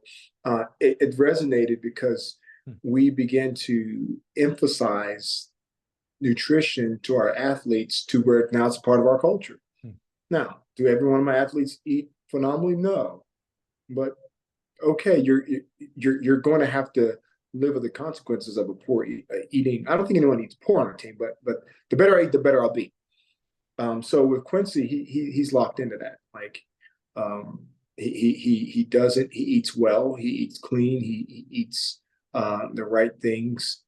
And will he occasionally do something just to treat himself? Yeah, and I think that's okay. Like, don't be a robot to where you can never ever do something. Right. But to make it like a consistent part of your diet, like candy bars after races, that's just not smart, because you're putting so much into this. Like, give yourself a chance to get it the best out. So he's good with that kind of stuff. And if you need a smoothie recipe, hit him up. He's the guy. He's the guy. All right, this next question's interesting. I've seen him run several times in person, on TV and stuff like that. And I guess I'm either so far out of it, this didn't even register to me, or I just know that there's so many uniquenesses from one athlete to the next that I don't even think about it in that sense. And I used to, my favorite event to coach was the high hurdles. And, there's this stereotypical what a high hurdler is supposed to look like. And then you go watch the real world and they all have, Grant's form is different than Trey's, different than Freddie's, et cetera. So Jeffrey over on Twitter asks, does Quincy's running form affect his performance? Now, on face value, that it's not a great question, because of course everybody's form affects their performance. I think what Jeffrey's getting at is that, some people have said that Quincy has a bad running form. I haven't, this is, No, I get it. I've heard it, but I just don't see it. What can you talk to us about Quincy's technique, the running form? Well, I understand the question, and I would just respond to it by absolutely does his running form affect his performance? Right. It absolutely does, in a good way. Like, so, every athlete, again, you can't put everyone into a box. Like, right. Every athlete has strengths, weaknesses. Their body composition and makeup is different. Right. So If I were to go tinker, and again, trust me, I'm that guy. I'm the one who's looking at the angles and the biomechanics and, all the, the stick figure kind of stuff. I'm that guy. Right. But if I mess with it too much, I'm messing with, to a certain degree, what brings out his greatness. Prince has very long levers, right? It's long arms and long legs, right? So I can't make him look like something that he's not, simply just to go ahead and to try to align the models. No, so I got, okay, what works well with him and with his body composition? Because he's not Bryce Deadman, or he's not Quincy Hall. That's a different Quincy. Right. He's not Vernon Norwood. He's Quincy Wilson. So what works for him? And then let's make sure we're as efficient as possible. I think the question comes to, is he being more efficient, or is he being less efficient? And if we made him more efficient, will he be faster? Yeah. Well, I think you got to be very careful when you start to do those kind of things. Back in the day, everybody told Michael Johnson how he was running. Yeah, probably the best case example, right? Exactly, right. So you have to understand. First of all, look at what's happening. Bruce Schexnayder talks about this a lot. Like, everybody overemphasizes the arms. Is his philosophy on that? It's really what's happening with the legs, because that's what's touching ground. That's what's going forward. That's what's propelling movement patterns. All right. And as long as that's not constricted or restricted, let's not give so much credit to the arms that it doesn't deserve. Yeah. So Quincy has a unique arm carry. I get it. Okay. Now, what I cared about more than his arms, I cared about his front side mechanics. And if you watch how he's front side out of the blocks now, and as he transitions to upright, and we're still working on some things, but you'll see a very different Quincy than you saw in 8th or 9th grade. So trust me, the kid can sprint. Like, if we know, like, if we ran him at a 200, like, healthy, prepared, and all that, he's going to run 20 low. 20.3 is right now where we have him. That's where his numbers test at. You're not running 20.3 running backs up. Right. You're just not. Right. You're not doing that. So he knows how to sprint now. He's a better overall athlete. Now, does he tilt his head back? Yeah, he tilts his head back like he's 8 years old. But that's, to me, that's messing with his superpower, because he goes into a space that we know not of. I'm being real for real on this. Yeah. He goes into a space, and if he needs to tilt that head back to go there, and if you watch the Olympic trials, how he started snatching people in the last 100, I would rather him tilt that head back and go into that space than try to force himself to keep his chin aligned with his shoulders and run 45-90, 45-90. Then he's gonna you're messing with the gift. So my thing is what's happening in the lower extremities. Upper, we'll make sure we're working on a little bit at a time, and it may never look like everybody thinks it should, but my response to you is neither will the clock. I like that, because we talk about how important the mental side is, and yet we'll talk. So to your example there about he goes into a space we do not know of, but then we talk about, but it's way more important his technique, and it's like, well, if that's what he needs to get to that zone, that's where we see things happen that we've never seen and never thought we would see. So that's a good example. All right, last few questions here. We got about 10 more minutes for your next autograph session or whatever you're into these days. It's called training children. That's what I. Okay, that's fair. That's fair, I guess. Coach Dalt says, as Quincy matures, if not already, how will his weight training evolve as he gets older? It's something we don't talk about very much on the track and field side. What about his weight training? Yeah, so we have a specific and unique weight training program within our annual plan, and it's very specific and unique to their event. So, we have our, like I told you, Coach O'Kenny, who is our strength and conditioning specialist, and he's also, again, he's very knowledgeable in track and field. He's a collegiate track and field participant at UPenn. He knows the game. And what we do, we work on more tendon and ligament strength and stiffness rather than trying to lift the weight out of the gym. Like, so we're not trying to like, oh, how much can you squat and all that kind of stuff. Like, because it's not sport transferable. It's not like what do you need? You need a stiff ankle to push through so that you can minimize ground contact time. Mm-hmm. So how do I stiffen the ankle? I got to do the research on that. Mm-hmm. Okay. So we when you say weight training for us, like it's really more strength training and strengthening the proper places on your body or within your body so that you can maximize your output. So we again, we're just now, the interesting part about it is when some of my kids come back from college, they're like, Coach Lee, we're doing this stuff in college too. I'm like, oh really? I'm thinking to myself, yeah, that's kind of what got you there, right? But and again, that's that whole thing, like, bigger is better. And it's not, it's just different. I mean, Right. we're not, I'm not down in colleges and down in pros. Again, I want to be clear. There's some great college, there's some coaches out there way better than me, way better than what I even know up to this point in my life. But we like I said, collaboratively, we do our work, we do our homework, right? Mm-hmm.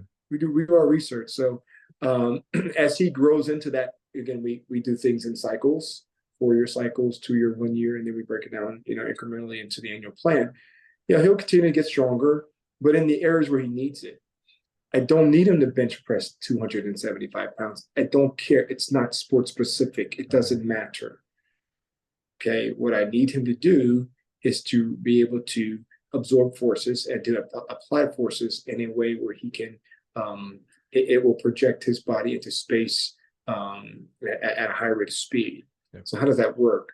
We do that in the weight room, and he learns more, he grows more, and he's 100% locked in. He's doing, he did well last year, he's doing even better this year. And I'm expecting him to do even better next year. But we're not doing the traditional weight training program. Go and squat 10 set to this, and go leg press 10 sets. No, we're not doing that. A lot of stuff we have dumbbells, and we're doing a lot of plyometric exercises and just some fun stuff that they can compete in too, like box jump to hop, and then I hate when he does this. He'll say, after he does something great, he'll point. You see that? You see the look? I'm like, it was all right. I'm like, then I have to, say, but you can't get here. Then he always does. He'll get there, or then one of his teammates will compete. And it's just a lot of fun. But that's more sport specific. Depth jump to a plyo, that kind of stuff is what we do, as opposed to just lifting weights for the sake of lifting them. I love it. Next to last question. We kind of touched on this. I'll read it and let you, if you want to add anything here. Nico Caravalis, I love him on Twitter, by the way. He says, how do you plan to let talented young kids still be a young kid and not push him into the professional ranks too early so we can see him develop over the next decade? So Nico's thinking long term. So how do you work to not push him too quickly, thinking of Quincy at 26, not just at 16? Yeah, I mean, well, again, it's again, keeping it fun. Like, we have so much fun, Nico, and whoever else would wonder about that. I mean, we make it very hard in a good way, kind of a fun way, but at the same time, seriously. When kids go to college, they're like, yeah, Coach Lee, it's cool, but it's kind of missing something here and there. Every kid doesn't say that, but a lot do. The family aspect, we have traditions on our team that we only know about and we only do. We have sayings, we have, they do things like they have their Coach Lee impersonations, which are freaking hilarious. And I hate every one of them, but they just won't stop. I mean, they'll do things like they'll prank me, or every year on my birthday, like we have this war. We have a water war where like they will like, it started out like, hey, couple of water balloons. Now it's like they have tubs of water and these water guns and water. It's like 1,000 water balloons. And I thought I had them this year because I loaded up. I had these 2 water guns and all these water balloons, and it's almost like it was like a movie where they just came out of nowhere and they all just were armed and dangerous. And I literally, I heard myself squeaking as I walked away from my defeat. But I will get you all next year. If you're watching this, I have a plan, and my plan will win. So, I mean, just we have fun. We have fun. When you keep it fun, people will tend to come back, and they tend to want to do more of it. The main thing is just keep it fun in your own way. Whatever you're doing on your team, and make sure it's good fun. It's not like fun that's, degrading anyone or demoralizing or demeaning someone. That's not fun. That's not cool at all. But what's fun is when you're doing things together. And then again, you're keeping the main thing. We talked about that before, but don't let anybody else's plan become your own. And when you do that, it typically works out. All right, last question. It's a good, I think it's a good last question because again, when you're listening, so the Olympics are over. So now officially Quincy's season is over. So Coach Abe says, I have known and watched Quincy run since the Virginia Elite days as my son competed on the same team. Kid is a freak athlete and even more phenomenal person. Question I would ask Joe is, what's the off-season regiment look like? Yeah, I'll answer that. Before I say this, I don't know that I agree that he's a freak athlete. Quincy's superpower, guys, is this. He has a will and a determination to give his all. He has a will, and he literally is willing to hurt more than anybody else in the competition. His superpower is he doesn't care. He literally doesn't care how much it hurts. He doesn't factor that into the equation, in other words. His other superpower, not just that, is the will. It's also his mindset. He believes. He believes in himself. He believes in his coaches. He believes in his circle of support. He believes. The other thing is he's got heart. What's on the inside, those are his superpowers. He's not an overly imposing figure. He ain't 6'2" like me, and he's like, like you see some of these younger phenoms and some of them, I'm not throwing shade at any of them, but like you're like, oh yeah, he looks like a pro, right? Or he looked like there's a picture of Quincy running against Bryce Deadman. It is so funny. Like they're up against each other. Bryce was like my height and Quincy's like 5'7", 5'8", and they're side by side. And it's the funniest looking thing ever because it's like this. It's like somebody. It's like he's running underground. Because he's so much shorter. Right? He's got to get mad at me for that. Good, because you've been killing me lately. So that's his superpower, man. And so I'm not saying he's not a phenomenal athlete. Certainly is, but a freakish athlete. He's not that. I think the distinction you're making that I'm hearing anyway is, sometimes when we use the word freak athlete, it's like, oh, it comes easily because it's so genetically, like it just comes easy. And whether Quincy ran nothing at practice or ran the actual workouts, he would run this anyway. It's like, oh, no. Obviously he has genetic talent, but he also works extremely hard at it is what I hear you making a distinction of freak athlete. So yeah, absolutely. Yeah. All right. Now again, because my ADD kicks in, what was the part two? So what is the off season? Because now when people are listening to this, we're officially in off season. There's no, I'm assuming he's not going. I assume there's diamond leagues or something after Olympics because our sport is weird like that. But the off season is here. Now he starts putting his attention to 2025. What does the off season regiment look like? I mean, he's got to get ready for high school. These pros can go and they can kick their feet up and all that. He's got classes that are going to happen in a couple of weeks. So he's going to rest, enjoy time with his family. He's probably going to eat some things that he's always wanted to eat all season. Yeah. He's going to play a lot of Call of Duty. That's his thing. He's very good at video games, apparently. I haven't challenged him yet in that. I've challenged him in basketball, and I won't tell you the result of that. But he's going to have fun like a normal kid and finish the rest of his summer. His summer ends early because he's got to obviously go back to school, and gets to go back to school, I should say, because, education's first. And then we'll get back at it, sometime in the fall, and we'll start this fun ride all over again. Joe, as I sit here and listen, we've been going now. We're right at time, by the way, so I'll make this quick. But we're getting close to 2 hours. You and I did 2 hours for your own specific journey. And we always say we're not going to be this long. I know. I literally love it. What did I say before he records? Like, I just won't even be an hour. Yeah. But I tell you what's interesting. If I had the dedication to do this, I would, but me, I don't. I would love to go back. So maybe someone will do this. Go back and listen and count the number of times Joe Lee says fun. I think that's important because, sometimes, again, whether it's internet or movies, et cetera, we think about these high level programs, and no matter what sport, baseball, football, et cetera. And we think about the militaristic coach, the guy, Mike, we show up at 3:00 and, it's balls to the walls for an hour and a half. And, if they miss, they do these, blah, blah, blah. And I just heard the word fun over and over and how do you keep them from peaking too early? You know what? We don't take ourselves too seriously. We have fun. How do you relate to the kids? You know, I asked them about the anime stuff. It's having fun. That I think is maybe the most important lesson in this whole thing, that my paraphrasing here, not to take yourself too seriously, or whether that kid's running 46 or 56. I love that other kid that you shouted out, by the way, the 60-second kid to 53-second, because to me, that is as important. I know that kid doesn't get the accolades Quincy's getting, but dude, you are improving. You're helping that kid have positive experiences with our sport. That is equally important. It truly is. It truly is. I love that. So I just think that's a real lesson to take away, is having fun with this at the end of the day. It is a sport at the end of the day. It's a high level sport, and there's certainly money to be made and scholarships to be earned and things like that. But at the end of the day, man, if we're not having fun, no matter what you're doing, whether you're the coach, the athlete, me as the sales dude, if we're not having fun, what are you doing? Find something else. It's not working if you're not having fun. So I love hearing that theme from you repeatedly, Joe. It's real heartwarming. It makes me feel real good about him being in the right hands with the support system that he has, coaching and family and friends and stuff. That's really cool, man. I love hearing that. Hey, man. Well, hey, that's all I know. That's what we're doing. So we're gonna keep doing it because it's working. Yeah, it certainly is. All right, Joe, thank you so much. Again, we really appreciate hearing this. You know, this is a unique aspect. Not many.